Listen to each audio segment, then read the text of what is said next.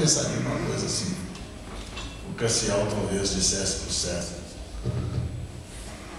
supondo que o Cassiel soubesse usar a linguagem de gíria americana, eu falaria para ele assim, dude, nada disso não, cara.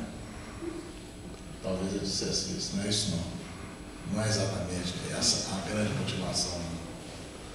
Que é aquela coisa do romantismo fabricado e tal, né? Você produzir uma coisa desse tipo e tal. Mas talvez o Cassiel dissesse, olha, o barato é o corte no dedo.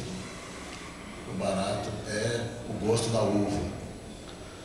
Também, lógico, o amor da mulher, mas não é só isso. Mas é tudo mais que envolve estar vivo. Eu acho que é isso, né? Porque viver, eu acho que a mensagem é essa aí, viver é experienciar essas pequenas vivências o tempo todo e apreciá-las com o patos devido a elas. Porque a gente também esquece que tem pequenas vivências e acha que elas são desagradáveis, né? Você sabe que tem hora que eu acho bacana ficar preso no engarrafamento? Não é mesmo? Aí dá para pensar.